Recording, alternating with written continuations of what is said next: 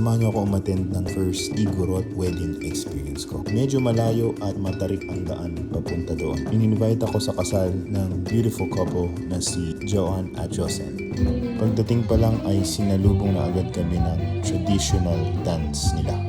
Di ko mapigilan ngumiti kasi natutuwa ako na ginagawa pa rin nila yung mga traditional practices nila. Nakakabilib yung live band nila kahit anong request ng mga guest ay natutugtog nila.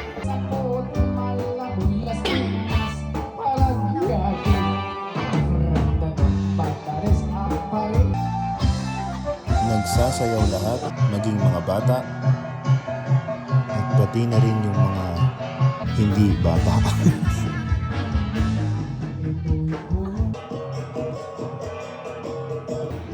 Pag inaya ka ng bagong kasal sumayaw, huwag kang tatanggi.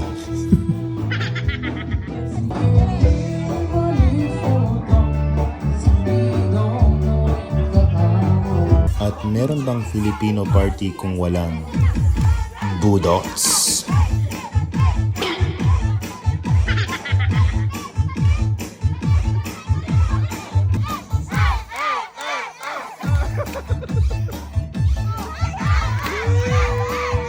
Pagkatapos namin sumayaw ay hinaya na kami ng bagong kasal kumain. Ganito ang isang example ng Igorot foods. Napansin ko rin na ginagamit nila yung plato na pangsandok.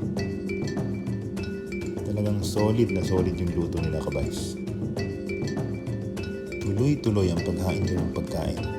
At magmula madaling araw pa lang daw ay nagsimula na sila sa kanilang food preparation. Dito ay inaya na nila kaming gawin ang pinaka-last dance bago matapos ang celebration.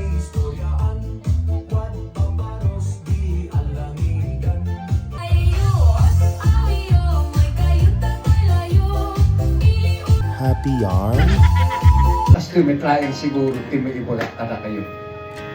Lower your expectation and increase your appreciation to each other, both of you. Aramidan yung adwadi kaya yun, kihan yung kaya, baka muto ni Apo Diyos. Congratulations, Joanne at Josen. God bless your marriage. At huwag kalimutan, lower your expectation and increase your appreciation.